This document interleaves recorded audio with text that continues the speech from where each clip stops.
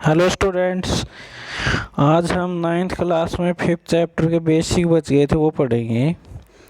तो बेसिक्स के अंदर सबसे पहला आता है स्टेटमेंट ऑफ यूक्लिड ज्योमेट्री कि यूक्लिड ने ज्योमेट्री में क्या क्या स्टेटमेंट्स दी।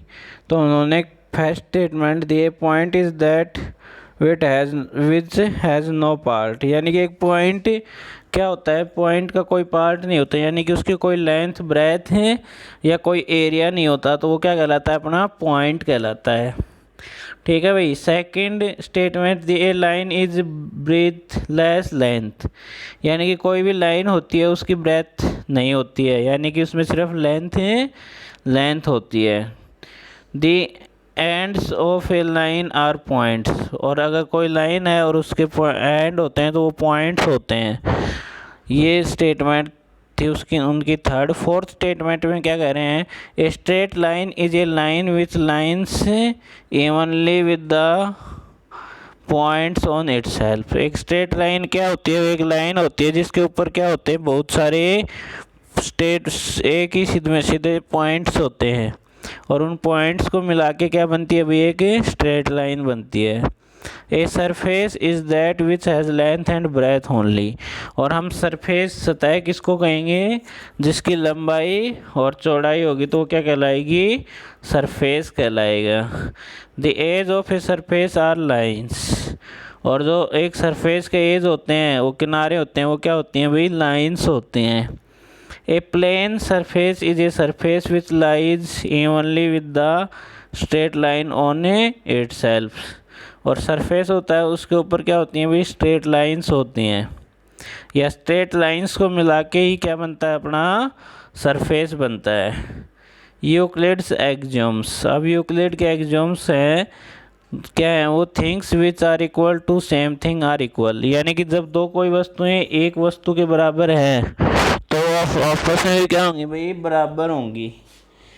ठीक है भाई, ये उनका फर्स्ट एक्सियोम्स था।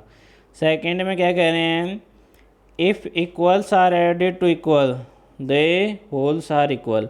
अगर अपने पास मान लो कि 5 है, इस लेफ्ट साइड में भी और राइट साइड में भी इक्वल के 5 है, अगर हम उसमें से 2 ऐड करेंगे तो भाई वो क्या आएंगे, इक्वल आएंगे। तो क्या कह रहा है, अगर इक्वल में इक्वल ऐड करें तो उनका सम या होल भी क्या आता है, इक्वल आता है।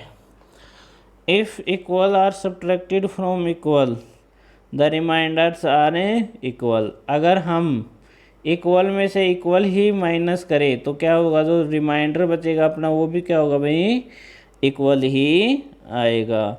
Things which are coincide with one another are equal to one another, और जो वस्तुएं यानी कि जो लाइन दो लाइन एक दूसरे के ऊपर होंगी, कोइंसाइड करेंगी, यानी कि संपाती लाइन्स होंगी, तो आपस में क्या होंगी भाई, इक्वल होंगी।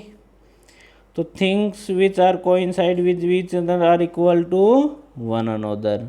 The whole is greater than the part, आपको पता है कोई बड़ी चीज़ है और उसका एक हिस्सा लेते हैं तो वो क्या होता है, उससे बड़ा होता है भाई। ठीक है। तो things which are double of the same things are equal to one another, अगर कोई थिंग्स हैं वो एक थिंग्स के डबल हैं दोनों, तो यानी कि वो आपस में क्या होंगे भाई, इक्वल होंगी, क्योंकि वो भी तो एक ही थिंग्स की डबल है। ठीक है। तो things which are have halves of the same things are equal to one another, और कोई वस्तुएं अगर एक दूसरे के हाफ होंगी तो वो भी क्या होंगी भाई, एक ही वस्तु की हाफ होंगी तो वो भी आपस में क्या होंगी, इक्वल होंगी। अब आते हैं भाई यूक्लिड्स पोस्टुलेट्स, 5 पोस्टुलेट हैं। तो पोस्टुलेट फर्स्ट क्या है, ए स्ट्रेट लाइन में be drawn from any point two any other point, कि एक स्ट्रेट लाइन 2 पॉइंट्स के बीच में खींची जा सकती है भाई, एक पॉइंट से दूसरे पॉइंट के बीच में। जैसे यहाँ खींच के दिखा रखे हैं ना भाई, ए बी, और यहाँ पे एरो के निशान लगा रखे हैं, ताकि मतलब लाइन क्या होती है, आपको पता है लाइन एंडलेस होती है, और लाइन सेगमेंट होता है, उसके क्या होते हैं भाई, 2 एंड पॉइंट होते हैं। अब इसका एक्सियोम 5.1 आ गया बीच में, there is a unique line that passes through the distinct points, कि सिर्फ एक ही लाइन 2 अलग अलग पॉइंट से सिर्फ एक ही लाइन पास कर सकती है।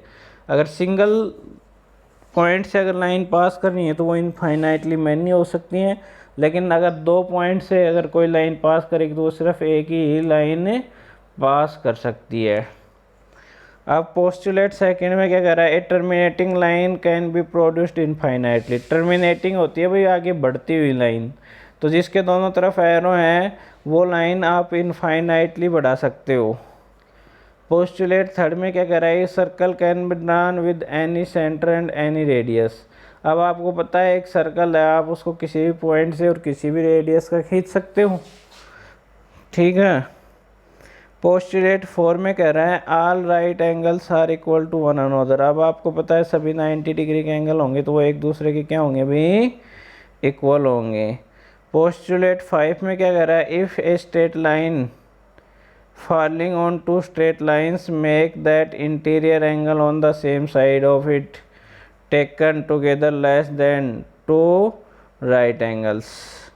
अगर एक लाइन है, दो लाइन और उसके ऊपर एक ट्रांसवर्सल खींचा जाता है तो उन दोनों एंगल्स का सम क्या होगा, less than equal to right angles, यानी कि 180 से लेस देन भी हो सकता है और इक्वल भी हो सकता है।